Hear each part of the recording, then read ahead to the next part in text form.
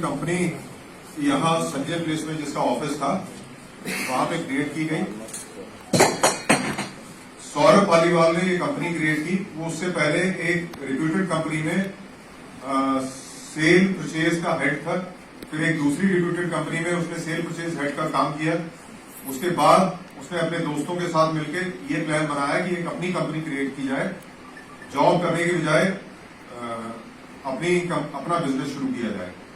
लेकिन शुरू से ही इनकी मानसिकता ये थी कि इनको फ्रॉड तरीके से, ना कि लोगों को एक कंपनी या बिजनेस नहीं करना था, एक फ्रॉड बिजनेस उनको शुरू करना था।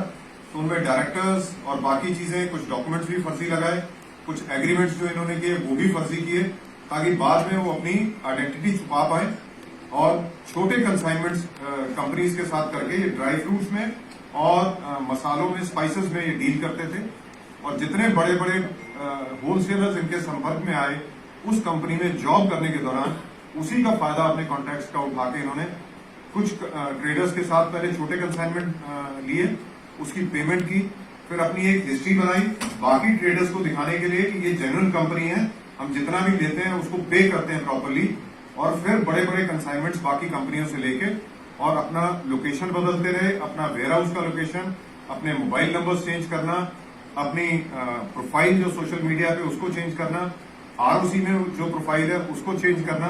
और इस तरह से फ्रॉड कंपनीज बना के इन्होंने जगह जगह के व्यापारियों को, विभिन्न स्टेट्स के व्यापारियों को बड़े अमाउंट का एक फ्रॉड किया उनके साथ। एक ही जो कंसाइनमेंट थी जो इन्होंने तमिलनाडु से मंगवाई थी एक जेन्युइन कंपनी से, गणेशन की वो कंपनी है, उनसे इन्होंने लगभग 2 कंटेनर्स में 1 करोड़ की कंसाइनमेंट मंगवाई थी, जिसमें अलग अलग स्पाइसेस हैं, जिसमें जीरा है, हरी इलायची है, काली इलायची है, बहुत बड़ी अमाउंट में 10,000 किलो उसमें जीरा था और बाकी भी 500-500 किलो का अमाउंट था।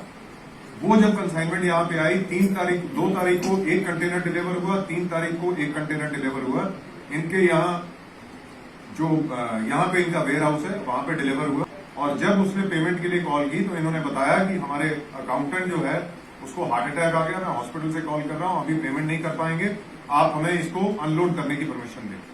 तो उन्होंने सिंपैथेटिक एटीट्यूड देखते हुए, क्योंकि उनका ऑलरेडी ट्रांसपोर्ट में भी 1.5 लाख रुपया खर्च हो गया था कंटेनर को तमिलनाडु से यहां तक भेजने में, तो उन्होंने इनको अलाउ किया। और जैसे ही अलाउ किया और पेमेंट के लिए प्रयास करना शुरू किया तो सभी के नंबर स्विच ऑफ हो गए। यहां पहुंचे वो तो इनका ऑफिस बंद हो गया यहाँ पे। और जो चेक उनको दिया गया था 70 लाख कुछ अमाउंट का, जब उन्होंने एक्सिस बैंक जाके चेक किया तो उनके अकाउंट में सिर्फ 2 या 2.5 लाख रुपए थे। तो उनको समझ में आ गया कि ये टोटल कंपनी फ्रॉड है। देन उस जो ट्रेडर है वहां की, जो होलसेलर कंपनी है, उन्होंने हमें अप्रोच किया। 2 कंप्लेनेंट्स ने हमें अप्रोच किया जिनको इन्होंने फ्रॉड किया था, जिनके साथ।